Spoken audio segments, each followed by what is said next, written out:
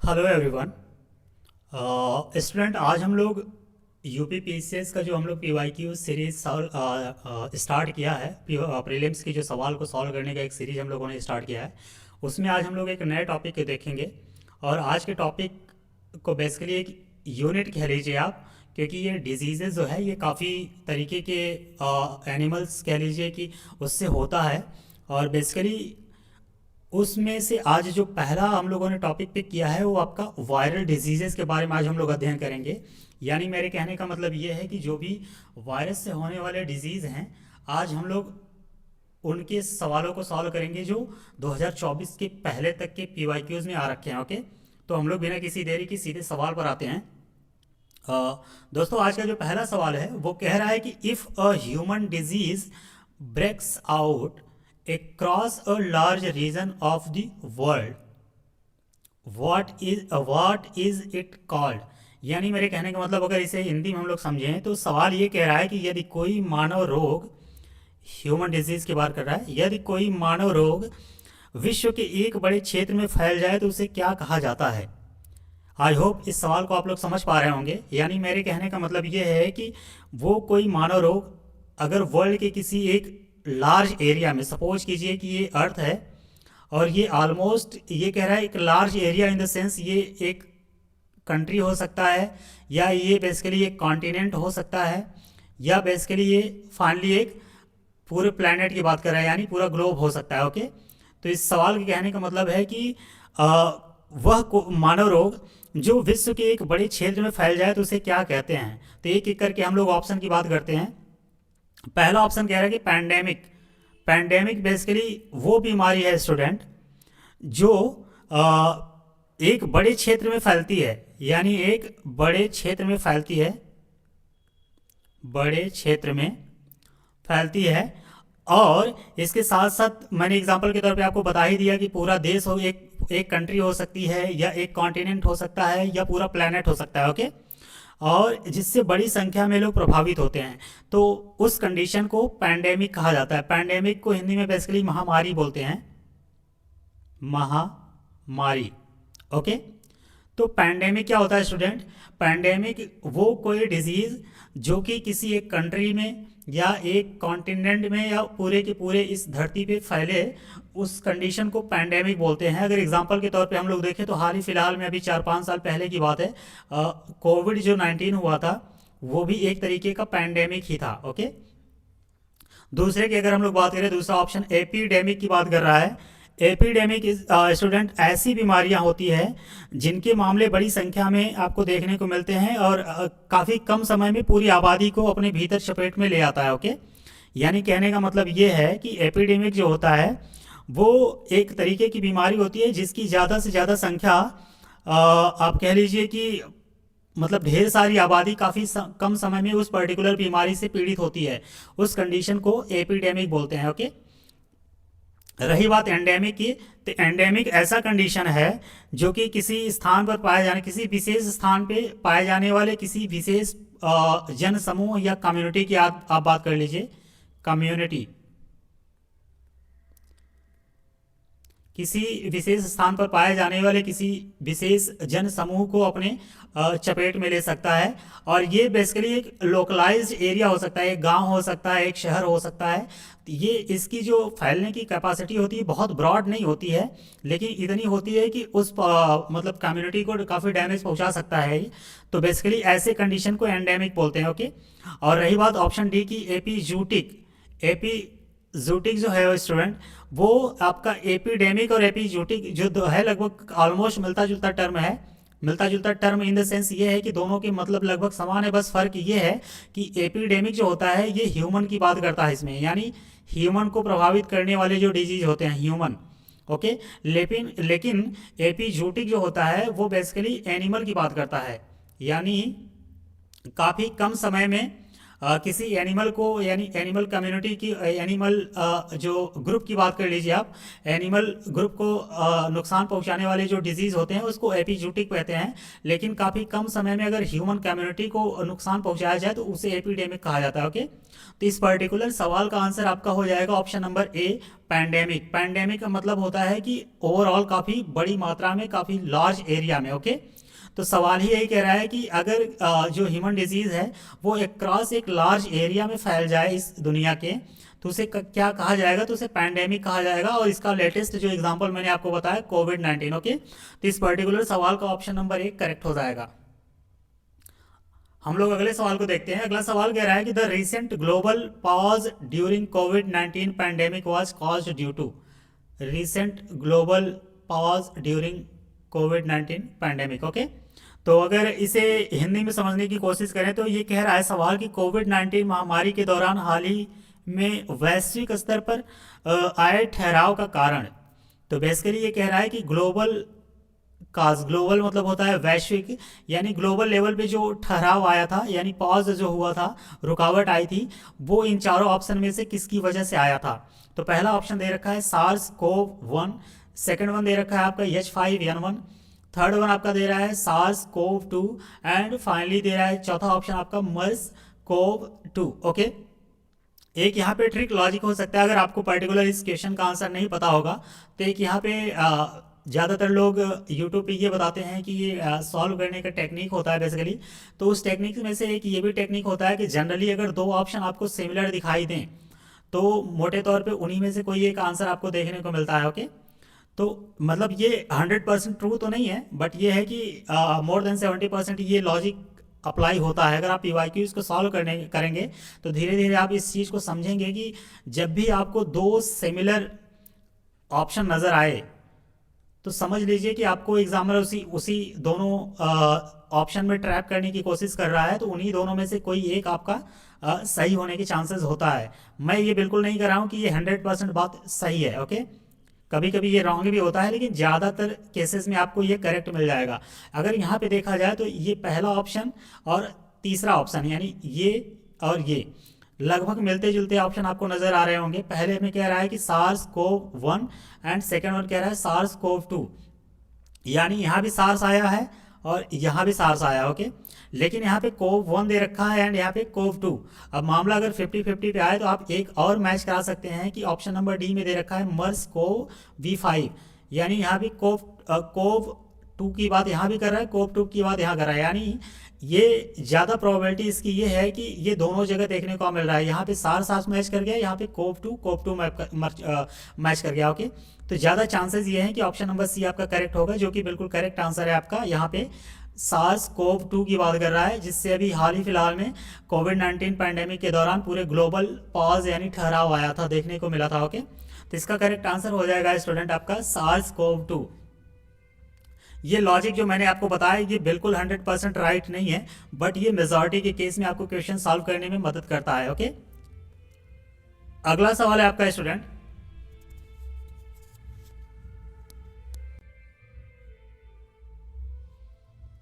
अगला सवाल कह रहा है कि विच of the following is mRNA vaccine used against covid infection.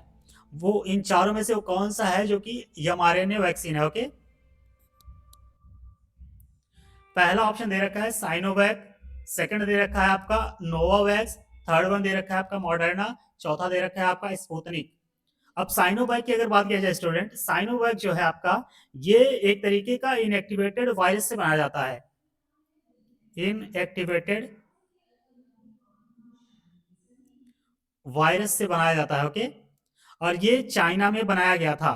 China की एक फार्मास्यूटिकल कंपनी थी जिसका नाम था कि साइनोवैक प्राइवेट लिमिटेड, उसने ये बनाया था। तो ये बेसिकली एक इनएक्टिवेटेड वायरल वैक्सीन है, और यहाँ पे पूछ रखा है कि mRNA वैक्सीन, तो पहला ऑप्शन आपका रॉन्ग हो जाएगा। ओके, दूसरे ऑप्शन की बात करें, नोवावैक्स की बात कर रहा है, तो नोवावैक्स बेसिकली ये अमेरिकन कंपनी है, उसने बनाई थी। और ये जो नोवावैक्स है ये आपका प्रोटीन बेस्ड वैक्सीन है, प्रोटीन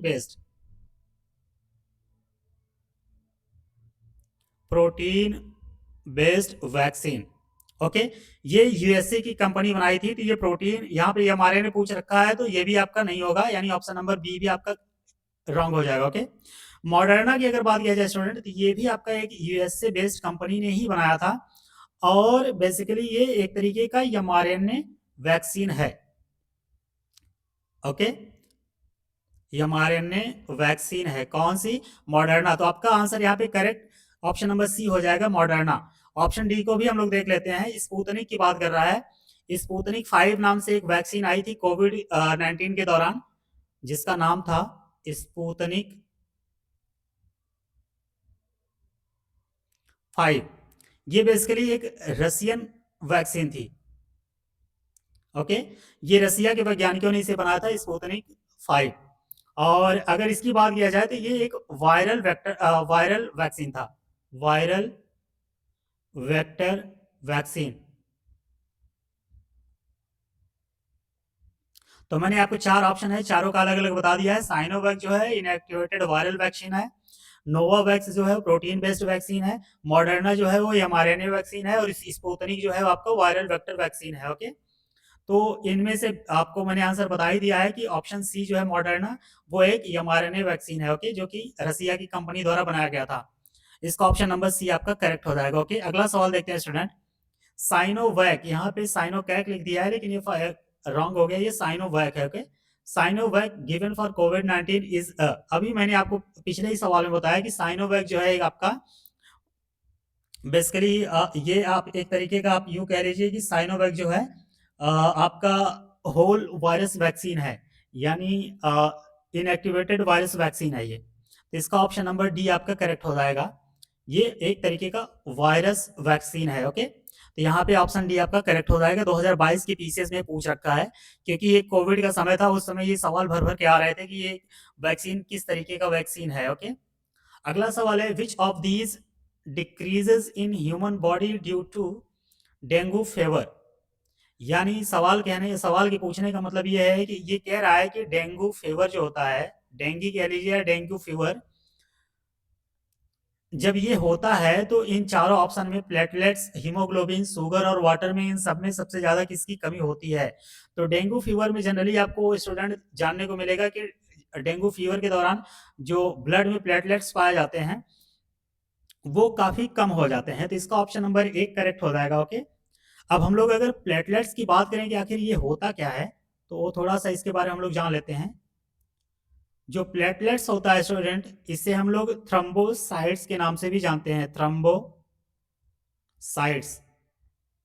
ओके, इस नाम से इसको जानते हैं, और ये ब्लड में पाया जाता है, जो कि ब्लड में ब्लीडिंग को रोकने का काम करता है, ब्लीडिंग को, यानी ब्लड के ब्लीडिंग को रोकने का काम करता है।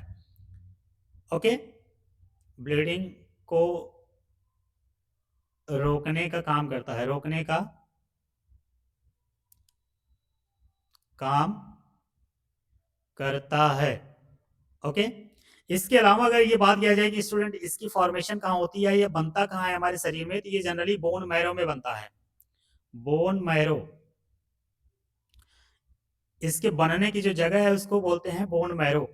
और नॉर्मल अगर ह्यूमन बीइंग में देखा जाए, इसका नॉर्मल काउंट, यानी इंसानों में ये किस रेंज में पाया जाता है, यानी नॉर्मल काउंट।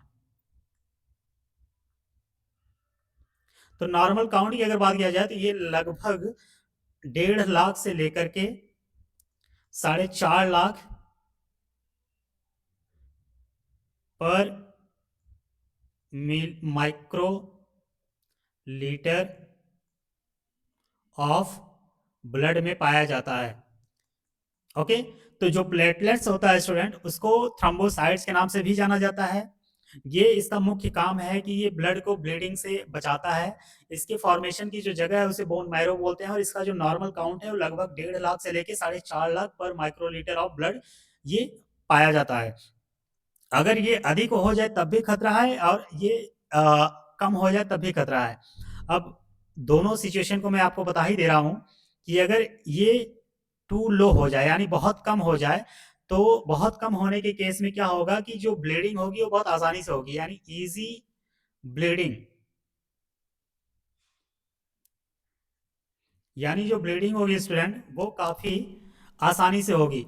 और अगर यह बहुत ज़्यादा हो गया यानी टू मच हो गया,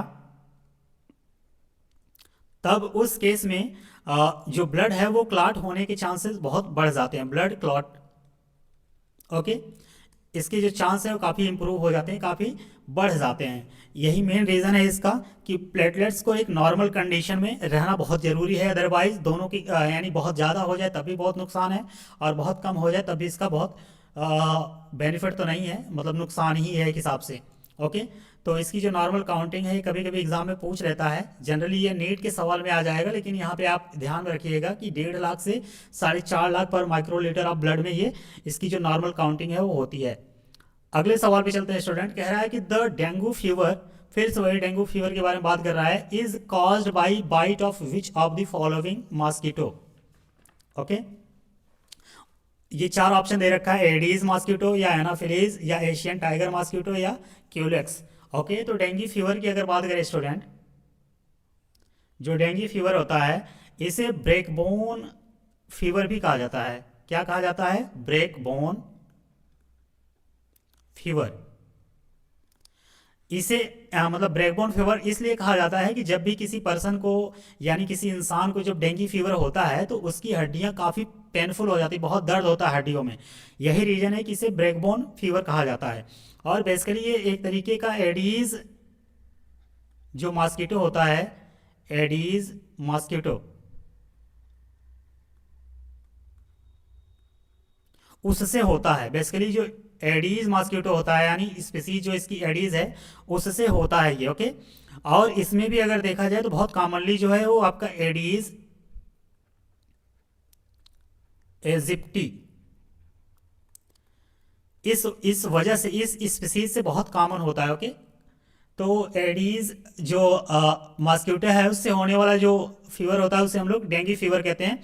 और अभी मैंने पिछले ही सवाल में आपको बताया कि डेंगू फीवर की सिचुएशन में जो ब्लड में प्लेटलेट्स पाए जाते हैं वो काफ़ी कम मात्रा में हो जाते हैं, यानी बहुत कम हो जाते हैं, उनकी नंबर जो होती है वो काफ़ी कम हो जाती है। ओके, और अगर डेंगू फीवर ये तो ट्रांसमिट करता है, बेसिकली ये ट्रांसमिशन में हेल्प करता है। ट्रांसमिशन यानी एक इंसान से दूसरे इस इंसान में ये पहुंचाने का काम करता है। लेकिन अगर डेंगू होता किससे है तो ये बेसिकली एक वायरल बीमारी है, एक वायरस से होता है, वायरल डिजीज़ है। ओके, ये ध्यान में आप रखिएगा। डेंगू फीवर जो है वो वायरस से होती है, लेकिन इसको पहुंचाने का काम कौन करता है तो एडीज नामक मॉस्किटो यानी मच्छर। ओके, इसका इसका करेक्ट आंसर आपका हो जाएगा ऑप्शन नंबर ए। अगला सवाल है आपका student, which one of the following disease is not transmitted by Tiger mosquito. अब सबसे पहले टाइगर मॉस्किटो की अगर बात यहाँ पे सवाल पूछा है तो टाइगर मॉस्किटो होता क्या है उसके बारे में थोड़ा सा जान लेते हैं। तो टाइगर मॉस्किटो जो है स्टूडेंट, टाइगर मॉस्किटो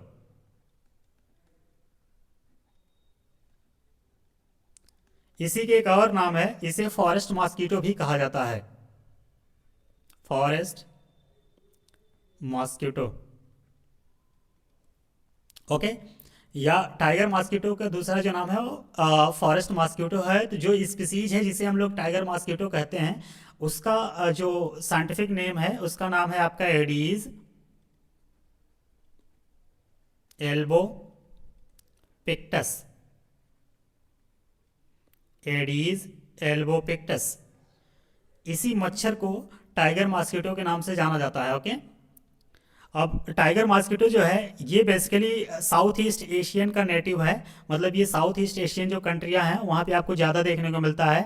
अब सवाल पूछा गया है कि which one of the following disease is not transmitted by tiger mosquito, यानी इन चारों में से येलो फीवर हो गया, डेंगू हो गया, चिकनगुनिया हो गया एंड जापानीज जो इंसिफेलाइटिस होता है, इन चारों ऑप्शन में पूछ रहा है कि कौन सा जो है वो टाइगर मॉस्किटो से ट्रांसमिट नहीं होता है।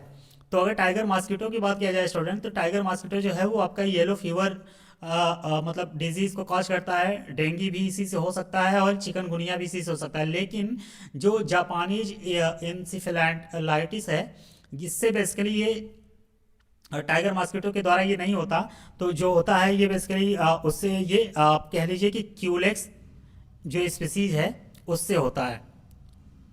ओके, तो येलो फीवर हो गया, डेंगू हो गया, चिकनगुनिया, मैं यहाँ पे लिख ही दे रहा हूँ कि येलो फीवर, इसके अलावा डेंगू, एंड थर्ड वन आपका चिकनगुनिया।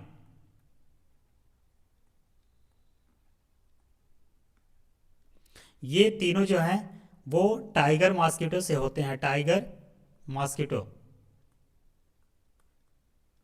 ओके, जिसका नाम है एडीज एल्बोपिक्टस, ओके, इससे होता है, ओके। लेकिन जापानीज इंसेफेलाइटिस होता है वो क्यूलेक्स स्पीसीज से होता है, ना कि टाइगर मॉस्किटो से होता है। तो इसका ऑप्शन नंबर आपका डी करेक्ट हो जाएगा, ऑप्शन नंबर डी यहाँ पे करेक्ट हो जाएगा। पूछा क्या है कि टाइगर मॉस्किटो से कौन सा ट्रांसमिट नहीं होता है, ओके। अगला सवाल है स्टूडेंट आपका, हाइड्रोफोबिया इज काज्ड बाई, यानी हाइड्रोफोबिया जो है वो किससे होता है, वो पूछा है। बैक्टीरिया, फंगस, वायरस या प्रोटोजोन्स। हाइड्रोफोबिया की अगर बात किया जाए स्टूडेंट, तो हाइड्रोफोबिया जो है इसे हम लोग फियर ऑफ वाटर भी कहते हैं, फियर ऑफ वाटर। यानी जिस पर्सन को हाइड्रोफोबिया हो जाता है उसे जनरली पानी से डर लगने लगता है, यानी उससे डर मतलब नदी में या तालाब में जाने में काफ़ी डर फील होता है, ओके। हाइड्रोफोबिया का आज से 20-25 साल पहले दूसरा नाम था, उसको बोलते थे रेबीज। रेबीज को ही आज के समय में हाइड्रोफोबिया कहा जाता है। तो बेसिकली जो रेबीज है ये एक तरीके का वायरल डिजीज है, वायरल डिजीज, ओके। अब होता क्या है इसमें बेसिकली हाइड्रोफोबिया में, तो हाइड्रोफोबिया के केस में क्या होता है कि जो ह्यूमन का नर्वस सिस्टम होता है, ह्यूमन नर्वस सिस्टम, वो डिस्टर्ब हो जाता है, डैमेज होता है, या कह लीजिए कि अफेक्टेड हो जाता है, ओके। तो जिस वजह से हाइड्रोफोबिया के केस में जो इस रोग से होने वाले जो रोगी या पेशेंट होते हैं वो जनरली पानी से बहुत देख के डरते हैं। फोबिया तो कई तरीके का होता है, लेकिन बेसिकली यहाँ पे हाइड्रोफोबिया के बारे में पूछ रखा है। तो हाइड्रो का मतलब होता है पानी, फोबिया मतलब उसे देख कर डर होना। तो जो जिस पर्सन को पानी को देख के डर लगता है जनरली उसे फोबिया, हाइड्रोफोबिया नामक रोग हुआ होता है, ओके। तो इसका ऑप्शन नंबर आपका सी करेक्ट हो जाएगा, क्योंकि ये वायरस से होता है, ओके। क्वेश्चन नंबर 8 का आंसर आपका सी हो जाएगा। अगला सवाल कह रहा है कि the disease caused by swelling of the membrane over spinal cord and brain, okay. सवाल कह रहा है कि the disease caused by swelling of membrane over spinal cord and brain, okay. तो स्पाइनल कार्ड और ब्रेन का जो मेम्ब्रेन होता है वो सेल कर जाए तो उस कंडीशन को क्या बोलते हैं। पहला ऑप्शन दे रखा है ल्यूकेमिया, दूसरा पैरालिसिस, तीसरा स्क्लेरोसिस, चौथा मेनिंजाइटिस। तो एक एक करके चारों ऑप्शन को हम लोग समझने की कोशिश करते हैं। तो ल्यूकेमिया में क्या होता है स्टूडेंट, ल्यूकेमिया एक हिसाब से ब्लड कैंसर होता है, ब्लड कैंसर। अब ब्लड कैंसर में क्या होता है कि हमारे ब्लड में 3 तरीके की कंपोनेंट पाए जाते हैं, आरबीसी, डब्ल्यूबीसी एंड प्लेटलेट्स। तो जिसमें जो डब्ल्यूबीसी होता है जिसे हम लोग वाइट ब्लड सेल्स कहते हैं, इसकी मात्रा काफ़ी बढ़ जाती है। और यही डब्ल्यूबीसी है जो हमारी बॉडी को जो बाहर से पार्टिकल हमारे बॉडी में एंटर करते हैं उनसे बचाता है, यानी उनसे हम लोगों को प्रोटेक्ट करता है। तो इसकी मात्रा एक नॉर्मल कंडीशन में पाई जाए तो बहुत अच्छी बात है, और ये अगर बढ़ जाता है ना तो ब्लड कैंसर होने के चांसेस बढ़ जाते हैं, ओके। यानी डब्ल्यूबीसी का जब काउंट बढ़ जाए तो उस पर्सन को ब्लड कैंसर होने का चांसेस हो जाता है, उसी कंडीशन को ल्यूकेमिया बोलते हैं। दूसरा ऑप्शन कह रहा है पैरालिसिस। पैरालिसिस क्या होता है, जब हमारी बॉडी में नर्वस सिस्टम पे थोड़ा सा अफेक्ट हो जाता है तो हमारी बॉडी के कुछ मसल्स ऐसे होते हैं जो कि प्रॉपर तरीके से फंक्शन नहीं करते, यानी वे एक हिसाब से इनएक्टिव हो जाते हैं, तो हमारी बॉडी एक पैरालाइज हो जाती है। और ये ज़्यादातर हमारे ब्रेन या सीएनएस वाले पार्ट में जो होता है उसको अफेक्ट किया जाता है, तब ये कंडीशन आती है, ओके। तो पैरालिसिस एक तरीके का हमारी बॉडी के कुछ अंग या कुछ पार्ट ऐसे होंगे जो पैरालाइज यानी इनएक्टिव हो जाएं, उस कंडीशन को पैरालिसिस बोलते हैं। स्क्लेरोसिस अगर देखा जाए तो शरीर के किसी भी भाग में ऊतकों का कठोर या सख्त हो जाना। जो तीसरा ऑप्शन स्क्लेरोसिस कह रहा है, यानी हमारे बॉडी के किसी पार्ट में जो टिश्यूज पाए जाते हैं वो तो या तो वो बहुत सॉलिड हो जाएं, यानी कहने का मतलब कठोर हो जाएं, या बहुत ही सख्त हो जाएं, उस कंडीशन को क्या बोलते हैं, स्क्लेरोसिस, ओके। और चौथा है आपका मेनिंजाइटिस। मेनिंजाइटिस का अगर देखा जाए स्टूडेंट, तो मेनिंजाइटिस ये ब्रेन में, brain plus spinal cord, spinal cord जो है उसको ढकने वाले जो मेम्ब्रेन पाए जाते हैं, अगर उसमें स्वेलिंग आ गई तो उसी कंडीशन को क्या बोलते हैं, मेनिंजाइटिस। तो सवाल क्या पूछ रहा है कि the disease caused by swelling of the membrane over spinal cord and brain, तो इसी कंडीशन को बोलते हैं मेनिंजाइटिस। तो ऑप्शन नंबर डी आपका करेक्ट हो जाएगा। बाकी तीनों को मैंने आपको एक एक करके बताया कि ल्यूकेमिया जो है उसे ब्लड कैंसर कहते हैं। स्क्लेरोसिस जो होता है वो टिश्यूज में जब सॉलिड या सख्त हो जाता है ह्यूमन बॉडी का टिश्यूज, तो उस कंडीशन को बोलते हैं पैरालिसिस। जब हमारी बॉडी में कोई एक ऑर्गन या कोई एक पार्ट या अंग जो है वो पैरालाइज यानी इनएक्टिव हो जाए, तो उस कंडीशन को बोलते हैं पैरालिसिस। तो इस पर्टिकुलर सवाल का answer number D, option number D आपका करेक्ट हो जाएगा। अगला सवाल है student, 1 out of every 200 babies born in India dies of diarrhea caused by, इसके कहने का मतलब ये सवाल जो पूछ रहा है उसके कहने का मतलब ये है कि जो डायरिया होता है वो बेसिकली किस चीज़ से होता है। तो बैक्टीरिया हो गया या रोटा वायरस हो गया, अमीबा हो गया, फंगस हो गया। तो अगर डायरिया की बात किया जाए स्टूडेंट, डायरिया सॉरी, अगर डायरिया की बात किया जाए तो डायरिया बेसिकली एक तरीके का वायरस से होने वाला डिजीज है। ये वायरल डिजीज है, वायरल डिजीज। और उस वायरस से जो मतलब जिस वायरस से ये होता है उसका नाम क्या है, उसका नाम है बेसिकली आपका रोटा वायरस। तो बेसिकली डायरिया जो होता है वो रोटा वायरस से होता है। तो रोटा वायरस के बारे में थोड़ा सा हम लोग और जान लेते हैं कि रोटा वायरस का काम क्या है। रोटा वायरस, तो रोटा वायरस जो है वो एक तरीके का ग्रुप ऑफ आरएनए वायरसेस है। Okay, group of RNA viruses. ऐसा मैं इसलिए बोल रहा हूँ कि आरएनए जेनेटिक मटेरियल है और वायरस तो वायरस ही है, यानी ऐसा वायरस जिसका जेनेटिक मटेरियल आरएनए होता है वो आरएनए वायरसेस कहा जाता है। तो जो रोटा वायरस है वो बेसिकली एक तरीके का आरएनए वायरस है। ओके, अब सवाल ये आता है कि इसका जो आरएनए है वो डबल स्ट्रैंडेड है या सिंगल स्ट्रैंडेड। तो इसका जो जेनेटिक मटेरियल है वो डबल स्ट्रैंडेड आरएनए है। ओके, रोटा वायरस का जो जेनेटिक मटेरियल है वो डबल स्ट्रैंडेड है और आरएनए तो है ही। ओके, और यही सबसे ज़्यादा रिस्पॉन्सिबल होता है डायरिया को कॉज करने का। यानी ह्यूमन में अगर बच्चों में ये डायरिया आपको देखने को मिलेगा तो सबसे ज़्यादा जो मूल कारण है उसका वो रोटा वायरस ही है। तो इसका ऑप्शन नंबर बी आपका करेक्ट हो जाएगा। Okay, rota virus. अगला सवाल कह रहा है student, the polio virus enters into the body through, यानी जो ह्यूमन में पोलियो वायरस होता है वो बॉडी में हमारे शरीर में कैसे घुसता है, यानी किस प्रोसेस के थ्रू या कह लीजिए कि किस तरीके से घुसता है। तो पहला ऑप्शन दे रखा है डॉग बाइट यानी कुत्ते के काटने से, दूसरा दिया है मॉस्किटो बाइट यानी मच्छरों के काटने से, तीसरा दे रखा है आपका option polluted food and water, चौथा दे रखा है सलाइवा। अगर पोलियो वायरस की बात किया जाए स्टूडेंट, पोलियो वायरस जो होता है हमारे शरीर में एंटर करने का जो उसको एक बेहतरीन तरीका होता है वो बेसिकली आपका वो पॉल्यूटेड फूड एंड वाटर के थ्रू वो घुसता है हमारे शरीर में। ओके, तो पोलियो वायरस जो होता है वो बेसिकली दूषित भोजन और पानी के माध्यम से हमारे शरीर में प्रवेश करता है। और पोलियो जो होता है एक तरीके का वायरस से होने वाला रोग है। पोलियो अगर बात किया जाए तो ये वायरल डिजीज़ है, वायरल डिजीज़। ओके, ये हमारी बॉडी में एंटर करता है और मतलब जो ये वायरस है पोलियो वायरस ये हमारी बॉडी में एंटर करता है तो हमारी बॉडी को पैरालाइज कर सकता है। इसके साथ साथ ये हमारी बॉडी में ब्रीदिंग जो प्रॉब्लम होती है उसको क्रिएट कर सकता है। और प्रॉपर तरीके से अगर इसका आप यूँ कह लीजिए कि सही समय पे अगर इलाज न किया जाए तो इंसान की मौत भी हो सकती है। ओके, तो पोलियो इतना खतरनाक है, जो पोलियो वायरस है इतना खतरनाक है, तो इसको प्रॉपर तरीके से केयर किया जाता है। ओके, अगला सवाल है आपका student, who discovered the polio vaccine.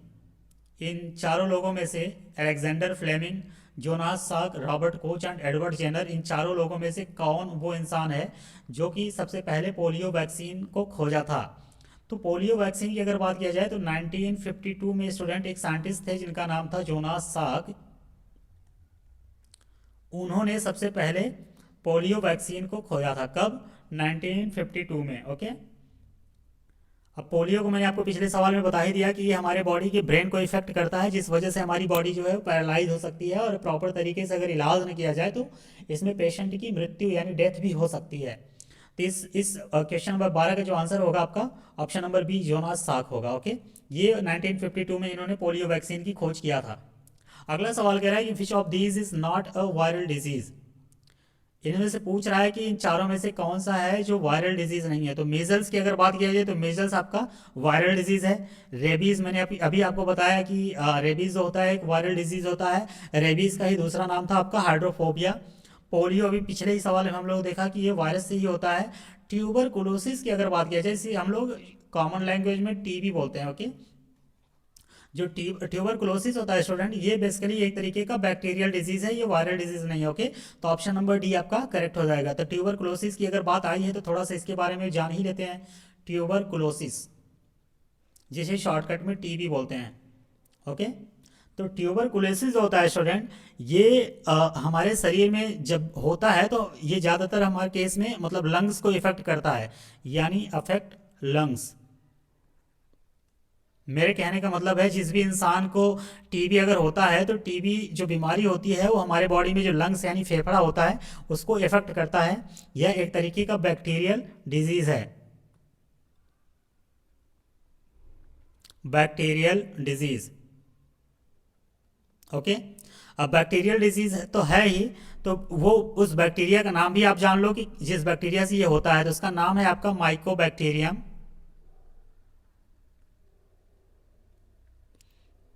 Tuberculosis.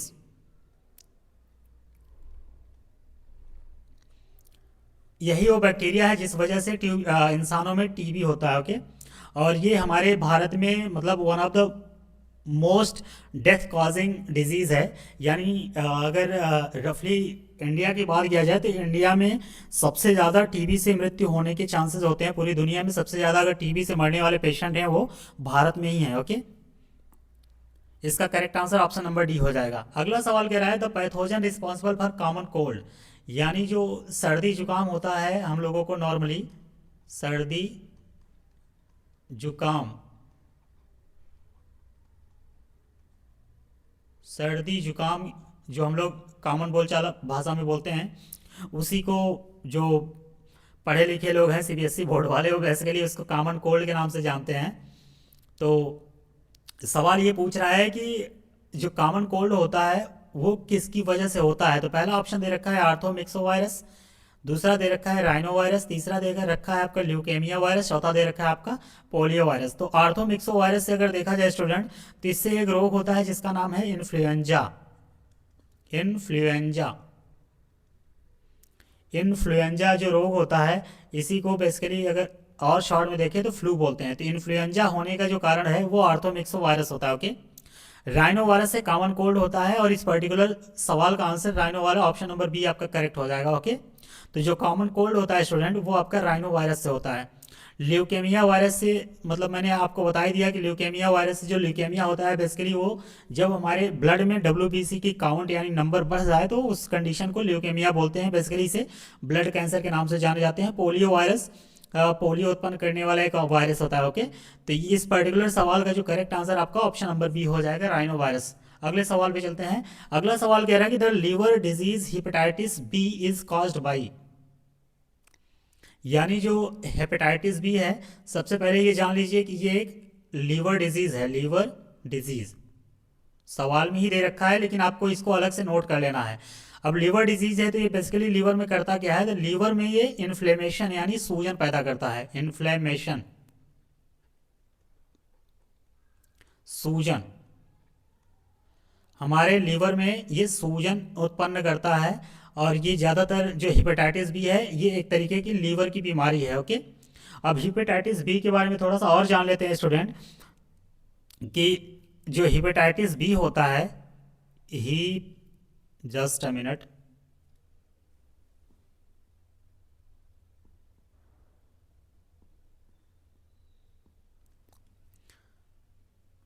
Hepatitis B ये जिससे होता है उस वायरस को बोलते हैं, ये बेसिकली एक तरीके का वायरल डिजीज है। आप पहले ये जान लीजिए कि एक तरीके का ये वायरल डिजीज है। अब जिस वायरस से ये होता है उसे बोलते हैं HBV, यानी हेपेटाइटिस बी वायरस। इसका फुल फॉर्म है हेपेटाइटिस बी वायरस। ओके, इस वायरस से ये होता है। और ये वायरस जो होता है HPV, बेसिकली ये डबल स्ट्रैंडेड डीएनए वायरस है। डीएनए वायरस कभी कभी एग्जाम में बहुत स्पेसिफिक जाके पूछ लेता है तो मामला फंस जाता है। इस वजह से मैं बहुत ही क्लियर आपको डिटेल में बताने की कोशिश कर रहा हूँ। ओके, एक तरीके का ये डबल स्ट्रैंडेड डीएनए वायरस है। अगर आरएनए दे देता तो ये आंसर गलत हो जाता, तो बच्चे उतना स्पेसिफिक जाके वहाँ पे ध्यान नहीं रख पाते और सवाल गलत होने के चांसेस हो जाते हैं। ओके, तो बेसिकली आप ध्यान रखिएगा कि जो हेपेटाइटिस बी वायरस है वो basically double stranded DNA virus है। ओके, और ये एक तरीके का है, ये लीवर को सूजन पैदा कर देता है। बेसिकली आप इतना जान लीजिए, इतना बहुत डिटेल हो जाएगा, इससे ज़्यादा जानने की आपको जरूरत नहीं है। तो सवाल क्या पूछा है कि the liver disease hepatitis B is caused by DNA virus, RNA virus, bacterium या प्लेटीहेल्मिन्थीज। तो प्लेटीहेल्मिन्थीज की तो कोई बात ही नहीं है, बैक्टीरिया की भी कोई बात नहीं है। लेकिन सवाल यहाँ पे ये पूछ रखा है कि डीएनए वायरस है या आरएनए वायरस। तो अभी अभी मैंने आपको बताया कि एक तरीके की ये डबल स्ट्रैंडेड डीएनए वायरस है। तो यहाँ पे ऑप्शन नंबर ए आपका करेक्ट हो जाएगा, डीएनए वायरस, ना कि आरएनए वायरस। ओके, तो क्वेश्चन नंबर 15 का करेक्ट आंसर आपका ऑप्शन नंबर ए हो जाएगा। अगला सवाल है स्टूडेंट, कॉज ऑफ एड्स, यानी जो एड्स होता है उसका जो कॉज है, यानी किस वजह से होता है, तो उसके बारे में पूछा है। तो ये बैक्टीरिया से होता है, बिल्कुल नहीं। ये फंगस से होता है, बिल्कुल नहीं। ये वायरस होता है, बिल्कुल करेक्ट आंसर है कि जो एड्स होता है स्टूडेंट वो वायरस से होता है। अब एड्स की बात अगर आई है तो एड्स के बारे में थोड़ा सा डिटेल जान लेते हैं। एड्स का जो फुल फॉर्म है ये काफ़ी एग्जाम में पूछ रखा है, तो सबसे पहले आपको यही जानना है कि इसका फुल फॉर्म क्या है। तो इसका फुल फॉर्म है एक्वायर्ड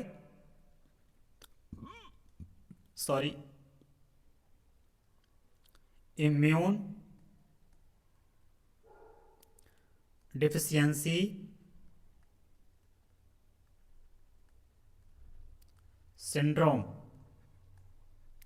ये इसका फुल फॉर्म है, एक्वायर्ड इम्यून डिफिशियंसी सिंड्रोम। कहीं कहीं इम्यून डिफिशियंसी को एक ही में मर्ज करके इसको इम्यूनो डिफिशियंसी लिख दिया जाता है। तो दोनों टर्म आप लोग ध्यान में रखिएगा, एक्वायर्ड इम्यून डिफिशियंसी सिंड्रोम या एक्वायर्ड इम्यूनो डिफिशियंसी सिंड्रोम, ये दोनों बात एक ही है। ये आपका एड्स का फुल फॉर्म है। ओके, तो बेसिकली एड्स जो है स्टूडेंट एक तरीके का वायरल डिजीज है, वायरल डिजीज। और जिस वायरस से ये होता है उस वायरस का नाम क्या है, HIV। ये फुल फॉर्म इसका भी फुल फॉर्म आप जान लीजिए। इसका फुल फॉर्म है आपका ह्यूमन इम्यूनो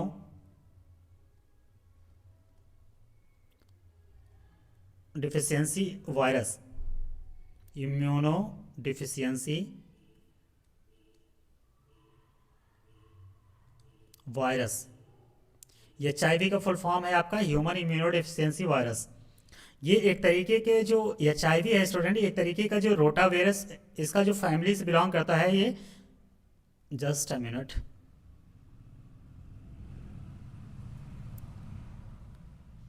जो HIV वायरस है स्टूडेंट ये बेसिकली रेट्रो वायरस फैमिली से बिलोंग करता है, रेट्रो वायरस फैमिली। जो रेट्रोवायरस होता है स्टूडेंट, इसका अगर जेनेटिक मटेरियल की बात किया जाए तो वो प्रोटीन प्लस आरएनए होता है। ओके, प्रोटीन प्लस आरएनए, ये पॉइंट आप लोग ध्यान में रखिएगा। एक बार ये सवाल पीसीएस में पूछ रखा है कि जो रेट्रोवायरस होता है या HIV कॉजिंग जो वायरस होता है वो, उसका जो जेनेटिक मटेरियल है वो क्या होता है, तो प्रोटीन प्लस आरएनए होता है। ओके, अब एड्स में होता क्या है स्टूडेंट, बेसिकली एड्स जब किसी इंसान को होती है तो उसकी जो बॉडी की इम्यून सिस्टम है, यानी जो प्रतिरोधक क्षमता वाली जो कंडीशन है वो ढीली पड़ जाती है, यानी वो धीरे धीरे खत्म होने लगती है। तो मेरे कहने का मतलब ये है कि जब भी किसी इंसान को एड्स होता है तो उसकी बॉडी में जो बाहरी पार्टिकल से लड़ने की जो क्षमता होती है बेसिकली वो धीरे धीरे कम हो जाती है, और इंसान इतना वीक हो जाता है कि फाइनली उसको बहुत ही जल्द उसकी डेथ हो जाती है। ओके, तो बेसिकली इतना ध्यान में रखिएगा। मैं लिख देता हूँ इस पॉइंट को कि इसमें होता क्या है, तो की जो ह्यूमन की जो रेजिस्टेंट पावर होती है वो कम हो जाती है, यानी घट जाती है। ओके, ह्यूमन रेजिस्टेंस पावर इस कंडीशन में घट जाती है। तो इस पर्टिकुलर सवाल का जो आंसर है आपका ऑप्शन नंबर सी हो जाएगा, वायरस। अगला सवाल क्या है student, in AIDS virus there is DNA plus protein, RNA plus DNA, RNA plus protein and DNA. Okay, सवाल वही पूछ लिया है जो मैंने अभी जस्ट आपको बताया है कि जो डीएनए वायरस होता है बेसिकली वो किन चीज़ों से मिलकर बना होता है। तो अभी अभी हम लोगों ने बात किया कि एड्स को जो करता है वो कौन सा वायरस है, तो एचआईवी वायरस है। मैंने आपको बताया इसे रेट्रो वायरस के नाम से भी जानते हैं। मैंने आपको ये भी बताया कि ये आरएनए प्लस प्रोटीन से मिलकर ये बना होता है, इसका जेनेटिक मटेरियल। तो इसका ऑप्शन नंबर आपका सी करेक्ट हो जाएगा। Okay, option number C. अगला सवाल देखते हैं, which of the following strain of HIV is dominant in India. पूछ रहा है कि एचआईवी कॉज करने वाला जो वायरस होता है उसमें उसके जो कई स्ट्रेन होते हैं, तो इंडिया में वो कौन सा है जो सबसे ज़्यादा मतलब डोमिनेंट होता है, पाया जाता है। तो बेसिकली HIV-1C इसका जो है ये आपका करेक्ट आंसर हो जाएगा। इसको थोड़ा फैक्चुअल है, इसको आप ध्यान में रखिएगा कि जो इंडिया में पाए जाने वाले HIV पेशेंट होते हैं, जो इसमें स्ट्रेन पाई जाती है वायरस की, वो बेसिकली HIV-1 एंड 1C पाई जाती है। ओके, तो इसका ऑप्शन नंबर सी करेक्ट हो जाएगा। अगला सवाल है student, who discovered the HTLV-3 virus. इतना लंबा नाम दे दिया है कि स्टूडेंट ऑटोमेटिक एग्जाम हॉल में ऐसे ही परेशान हो जाएंगे इसका फुल फॉर्म ही क्या होता है। ओके, अगर HTLV की बात किया जाए स्टूडेंट कि इसका फुल फॉर्म क्या होता है, तो आप पहले इसका फुल फॉर्म जान लीजिए। तो जो H है, H stand for human, T stand for T cell, L stand for leukaemia, V stand for virus and finally 3 का वही रोमन वही है। ठीक है, तो जो HTLV-3 वायरस है, तो पूछा है कि किसने डिस्कवर किया था सबसे पहले। तो इसको डिस्कवर करने वाले आपके थे रॉबर्ट चार्ल्स गैलो। तो इसका ऑप्शन नंबर 1 करेक्ट हो जाएगा। जो HTLV-3 वायरस है उसको डिस्कवर किया था रॉबर्ट गैलो साहब ने। ओके, और ये मतलब एड्स होने का one of the most dangerous factor है। यानी मेरे कहने का मतलब ये है कि इसकी वजह से जो एड्स होते हैं वो बहुत ज़्यादा इसी के द्वारा फैलते हैं। बेसिकली कहने का मतलब यह है कि यही वायरस है जिससे सबसे ज़्यादा एड्स फैलाने का काम करता है। ओके, अगला सवाल है, of the following ELISA test is perform to test. ELISA एक तरीके का टेस्ट होता है जिससे कुछ चीज़ आइडेंटिफाई किया जाता है। तो वही पूछ रहा है कि वो कौन सी चीज़ आइडेंटिफाई किया जाता है इससे, डायबिटीज़, ट्यूबरकुलोसिस या एड्स या टाइफाइड। तो एलिसा जो टेस्ट होता है स्टूडेंट, सबसे पहले इसका फुल फॉर्म आप लोग जान लीजिए कि एलिसा टेस्ट का मैं यहाँ पे लिख ही दे रहा हूँ। एलिसा स्टैंड फॉर ये एंजाइम, एग्जाम में ये पूछ लिया है, कई बार आ रखा है, इसे मैं यहाँ पे लिख दे रहा हूँ। एलिसा का जो फुल फॉर्म है एंजाइम लिंक्ड इम्यूनो सॉर्बेंट एसे। ओके, एलिसा का फुल फॉर्म यही है कि एंजाइम लिंक्ड इम्यूनो सॉर्बेंट एसे। ये एक तरीके का टेस्ट होता है जिससे ये आइडेंटिफाई किया जाता है कि किसी पर्सन को एड्स है या नहीं है। तो इसका ऑप्शन नंबर सी करेक्ट हो जाएगा इस पर्टिकुलर सवाल का। इसके बारे में थोड़ा सा ये भी जान लीजिए कि ये बेसिकली इसमें होता क्या है। तो इसमें ये हमारे ब्लड में जो एंटीबॉडीज पाए जाते हैं उसको ये डिटेक्ट करता है और उसको मेज़र करता है। तो बेसिकली इस टेस्ट में क्या होता है, ब्लड में जो एंटीबॉडीज पाए जाते हैं, एंटीबॉडीज को डिटेक्ट करता है प्लस साथ साथ इसको मेजर भी करता है। मुख्य रूप से इसका यही काम है। और ये बेसिकली जो एलिसा टेस्ट होता है ये एक तरीके का स्क्रीनिंग टेस्ट होता है। स्क्रीनिंग का मतलब होता है कि किसी इंसान को जो शुरुआती टेस्ट कराया जाता है, जैसे सपोज कीजिए किसी पर्सन को एड्स है या नहीं है, तो उसको सबसे पहले जो टेस्ट कराया जाता है एलिसा टेस्ट, वो एक तरीके का स्क्रीनिंग टेस्ट हो जाएगा। और एड्स की बीमारी को एक टेस्ट करने का एक और टेस्ट मतलब आइडेंटिफाई करने का एक और टेस्ट होता है जिसको बोलते हैं वेस्टर्न ब्लॉट। ओके, ये आपका पहला मान लीजिए कि एक तरीका कि ये एलिसा टेस्ट जो है ये भी एड्स के मतलब आइडेंटिफिकेशन में काम आता है। और दूसरा है आपका वेस्टर्न ब्लॉट। वेस्टर्न ब्लॉट जो होता है वो बेसिकली कन्फर्मेटरी टेस्ट है, कन्फर्मेटरी। एलिसा जो है आपका स्क्रीनिंग टेस्ट है और वेस्टर्न ब्लॉट जो है उसे कन्फर्मेटरी टेस्ट बोलते हैं। यानी इससे ये आइडेंटिफाई मतलब कंफर्म कर दिया जाता है कि एड्स है या नहीं है। ओके, तो एलिसा टेस्ट जो है वो एड्स की जानकारी के लिए परफॉर्म किया जाता है। ओके, इसका ऑप्शन नंबर सी करेक्ट हो जाएगा। अगला सवाल है आपका, which of the following state was in the news for outbreak of Nipah virus disease in May June 2018। ये काफ़ी पुराना सवाल है, यूपी पीसीएस 2018 में पूछ रखा है, तो ये उस दौरान करंट में रहा होगा, उस वजह से ये सवाल पूछा गया है। लेकिन हम लोग ये निपा वायरस जो है इसके बारे में थोड़ा सा और जान लेते हैं। इसका वैसे करेक्ट आंसर हो जाएगा आपका उस समय जो कोजी कोड नामक एक कोजी कोड डिस्ट्रिक्ट जो है वो केरला में पाया जाता है। कहाँ पे? केरला में। वहाँ पे सबसे पहले इसको देखा गया था। इसका correct answer option number B हो जाएगा, केरला। ओके, केरला में ये देखा गया था। लेकिन निपा वायरस के बारे में थोड़ा सा और जान लेते हैं, अगर भविष्य में कभी एग्जाम में आया ये सवाल तो आप लोग सॉल्व इजीली इसको सॉल्व कर पाए। Okay, Nipah virus. अब निपा वायरस के बारे में अगर देखा जाए तो ये एक तरीके का वायरस लिखा है, तो एक तरीके का ये वायरल डिजीज होता है, वायरल डिजीज। ओके, और होता कैसे है? तो निपा वायरस के द्वारा होता है। ओके, और इस डिजीज को सबसे पहले मलेशिया में आइडेंटिफाई किया गया था। First identified in Malaysia. Malaysia कब? 1998 में।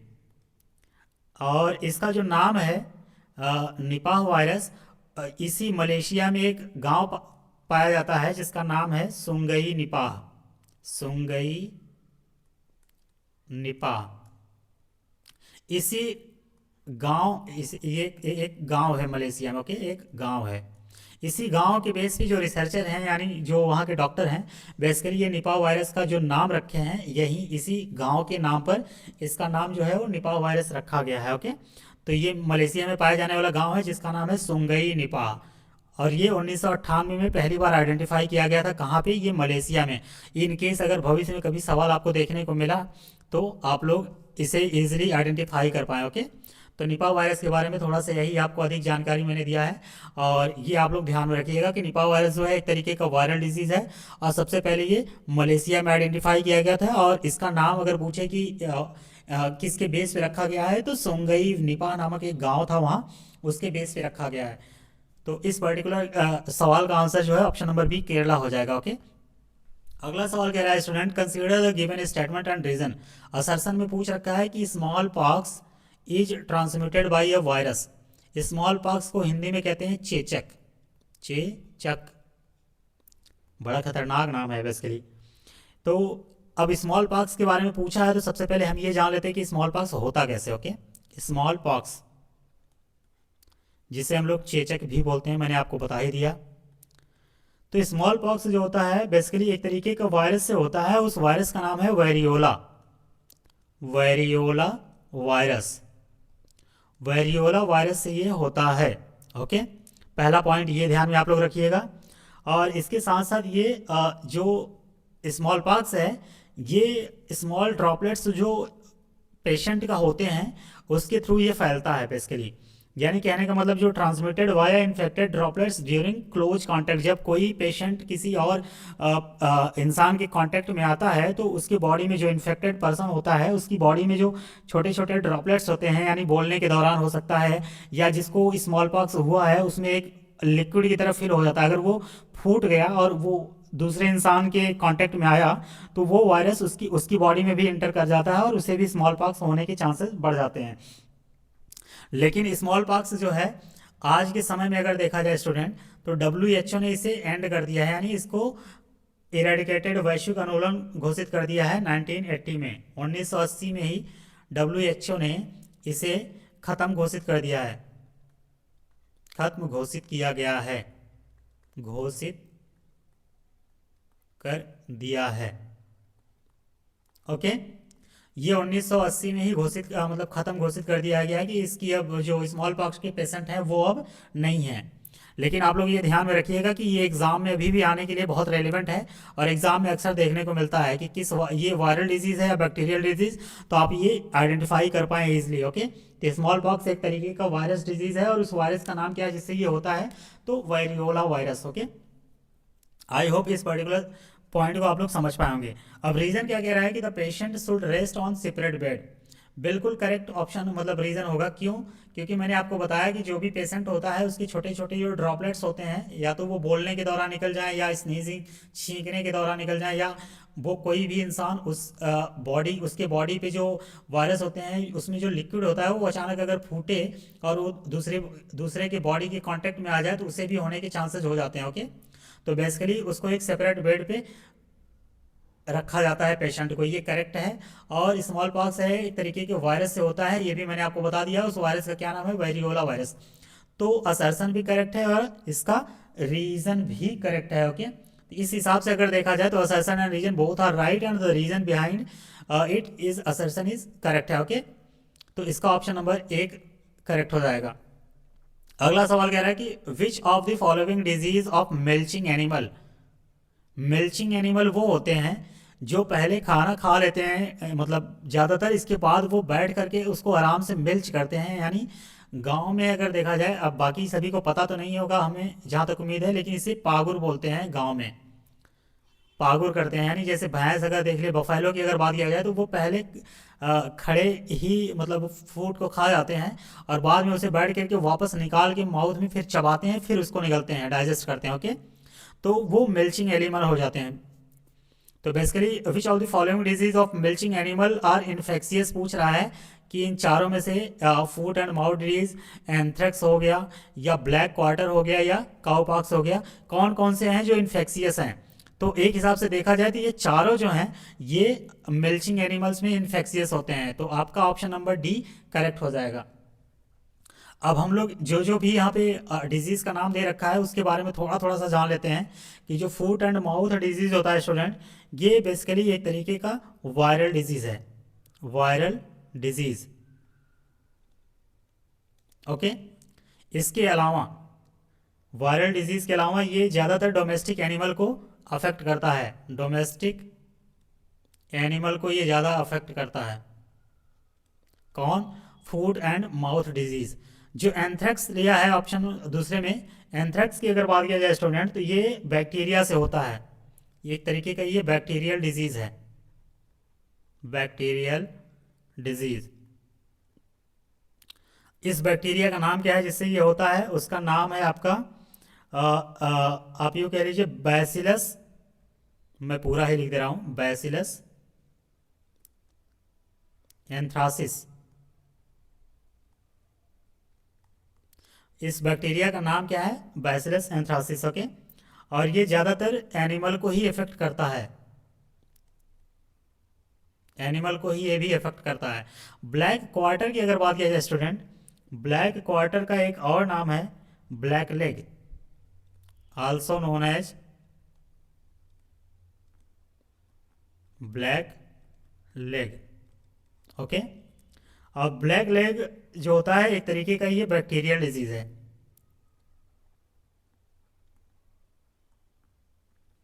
Bacterial disease. ओके, और ये जिस बैक्टीरिया के द्वारा होता है उसका नाम क्या है? क्लॉस्ट्रीडियम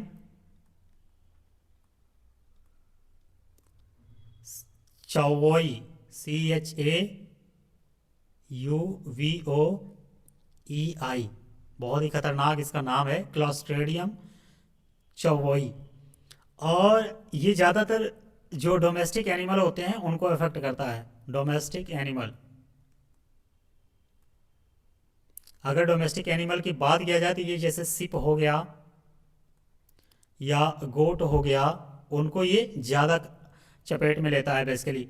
ओके, और काउपॉक्स जो है वो काउपॉक्स जो है काउपॉक्स वायरस के द्वारा होने वाला रोग है। तो बेसिकली जो चारों डिजीज़ हैं ये चारों जो हैं मिल्चिंग एनिमल में इन्फेक्टेड होते हैं। ओके, तो बेसिकली इसका ऑप्शन नंबर डी करेक्ट हो जाएगा, सभी सही हैं। ये उस दौरान के करंट का सवाल है कि द ईयर 2011 पूछ रहा है ये, the year 2011 has been marked by the live stock disease named. Okay, इसका करेक्ट आंसर आपका हो जाएगा रेंडर पेस्ट, यानी ऑप्शन नंबर बी। ये उस दौरान करंट में रहा होगा, मैं यहाँ पे इसको लिख तो दिया हूँ, बट ये उस समय के करंट का ही सवाल है। ओके, रेंडर पेस्ट के बारे में थोड़ा सा जान लेते हैं। अगर इन केस कभी भविष्य में पूछ लिया कि रेंडर की पेस्ट क्या होता है, तो आपको थोड़ा सा इसकी जानकारी होना जरूरी है। रेंडर पेस्ट को also known as cattle plague, इसे कैटल प्लेग के नाम से भी जानते हैं। रेंडर पेस्ट जो है एक तरीके का वायरल डिजीज है, वायरल डिजीज। ओके, ये ज़्यादातर के केस में कैटल एंड बफेलो को ये इन्फेक्ट करता है, कैटल एंड बफेलो।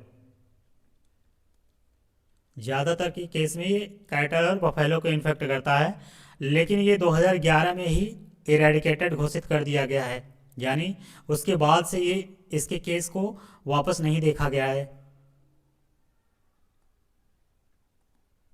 2011 में इसको ख़त्म घोषित कर दिया गया। ओके, तो इस पर्टिकुलर सवाल का आंसर 2011 में जो आया है ये सवाल, इसको ऑप्शन बी रेंडर पेस्ट जो है वो करेक्ट हो जाएगा। ओके, अगला सवाल है student, which one of the following is a bird flu virus. Bird flu virus के बारे में पूछ रहा है, तो बर्ड फ्लू वायरस, तीन चारों ऑप्शन में N5H1 या NH5 या HN5 या H5N1, इन चारों में से वो कौन सा है जो बर्ड फ्लू वायरस है। ओके, तो इसका अगर देखा जाए मोटे तौर पे, तो जो बर्ड फ्लू वायरस है स्टूडेंट, बर्ड फ्लू वायरस जो ऑप्शन नंबर डी में दे रखा है आपका H5N1, ये ऑप्शन नंबर डी में जो दे रखा है H5N1, इस पॉइंट को आप लोग थोड़ा सा ध्यान में रखिएगा। आरओ में भी एक बार ये सवाल पूछ रखा है कि बर्ड फ्लू का जो वायरस होता है वो कौन सा होता है, तो H5N1 इसका वायरस होता है। अब ये ज़्यादातर केस में बर्ड फ्लू दे रखा है, तो ये बेसिकली एक तरीके का एवियन इन्फ्लुएंजा के नाम से भी जाना जाता है। एवियन का मतलब होता है पक्षियाँ, यानी जो उड़ते हैं उनको हम लोग एवियन की कैटेगरी में रखते हैं। एवियन इन्फ्लुएंजा इसका दूसरा नाम है। ओके, और ये बर्ड फ्लू जो होता है इसकी वजह से होता है, ये वायरस है। ओके, यहाँ पे मैं लिख ही दे रहा हूँ वायरस, और ये ज़्यादातर के केस में पक्षियों को ही अफेक्ट करता है, अफेक्ट मेनली बर्ड्स।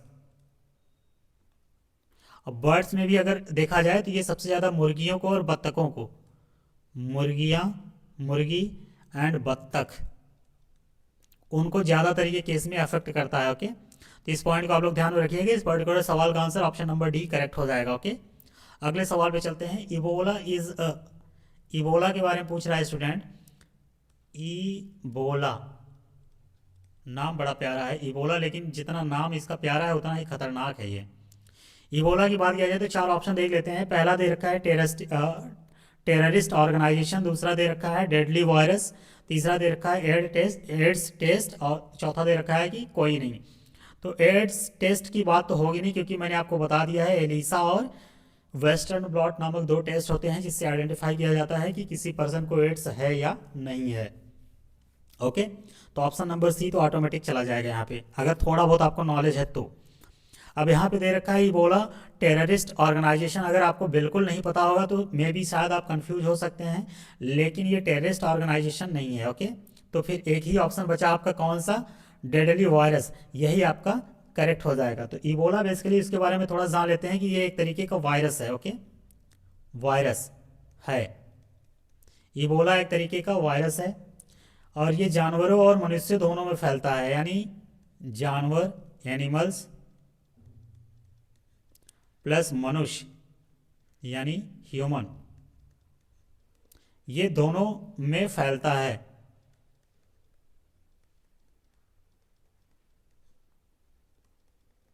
ओके, और रही बात एक सबसे इंपॉर्टेंट पॉइंट की, तो ये इसकी खोज सबसे पहले 1976 में डीआरसी कांगो यानी democratic Republic of Congo, democratic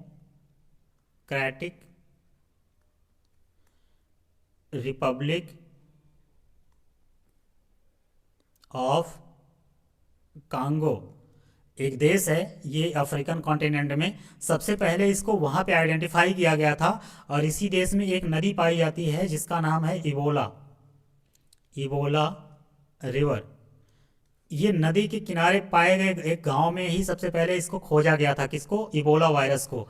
और इसी नदी की नाम की वजह से ही इसका नाम वैज्ञानिकों ने इबोला रख दिया। ओके, तो ये पॉइंट आप लोग ध्यान में रखिएगा कि इबोला वायरस जो है वो किस चीज़ के नाम की वजह से रखा गया है। तो इबोला नामक एक नदी पाई जाती है, कहाँ पे, डेमोक्रेटिक रिपब्लिक में। और उसी democratic Republic of Congo, Congo में बेसिकली एक देश है अफ्रीका में, अफ्रीकन कॉन्टिनेंट में। वहाँ पे इस सबसे पहले इसी नदी के किनारे एक गांव पाया जाता है। उसी नदी के कारण वैज्ञानिकों ने इसका नाम इबोला रख दिया है। तो ओके, बेसिकली एक तरीके का वायरस है। ओके, तो ऑप्शन नंबर बी इसका करेक्ट हो जाएगा। अगला सवाल स्टूडेंट कह रहा है कि the name of Ebola virus is derived from, name of Ebola virus is derived from the name of a city, province, river या माउंटेन। तो मैंने अभी अभी आपको बताया कि जो इबोला वायरस है ये इबोला नामक एक रिवर है, इबोला रिवर कहाँ पाई जाती है, डीआरसी में, डीआरसी, सी का मतलब कांगो, कांगो हो गया, कांगो, डीआरसी कांगो जो कि अफ्रीकन कॉन्टिनेंट में पाया जाने वाला एक देश है। वहाँ पे एक नदी पाई जाती है जिसका नाम है रिवर। उसी रिवर के बेस पे वैज्ञानिकों ने इसका नाम इबोला वायरस रख दिया है। तो ये रिवर के नाम के बेस पे रखा गया है। ओके, तो इसका करेक्ट आंसर आपका ऑप्शन नंबर सी हो जाएगा, रिवर। तो स्टूडेंट वायरस वाला जो टॉपिक था उसमें आपको 27 क्वेश्चन देखने को मिले हैं, और ये काफ़ी इंपॉर्टेंट टॉपिक है। बेसिकली मेरे कहने का मतलब यही है कि जो भी यूपीपीएससी है ये ज़्यादातर जो डिजीज़ होते हैं या डिजीज़ कॉजिंग जो ऑर्गेनिज्म होते हैं, बैक्टीरिया हो गया, वायरस हो गया, फंजाई हो गया, इन पे बहुत ज़्यादा फोकस रहता है इसका। और यहाँ से अक्सर सवाल देखने को मिलते हैं, हर साल देखने को मिलते हैं। तो बेसिकली आज हम लोगों ने जो डिजीज़ वाला टॉपिक था उसमें पहले ख़त्म किया है वायरस वाला। अब हम लोग अगले टॉपिक में किसी नए पॉइंट के साथ आएंगे। आई होप शायद वो बैक्टीरिया होगा। तो फिर मिलते हैं आप लोगों से एक नए टॉपिक में, और तब तक के लिए आप सभी को धन्यवाद। और आप सभी से उम्मीद है कि आप लोग कमेंट करके मुझे ज़रूर बताएंगे कि वीडियो को इम्प्रूव कैसे करना है, इसमें क्या क्या कमियां हैं। आप लोगों की सजेशन का हमें बेसब्री से इंतज़ार रहेगा। ओके, फिर मिलते हैं किसी नए टॉपिक के साथ। तब तक के लिए आप सभी को थैंक यू सो मच।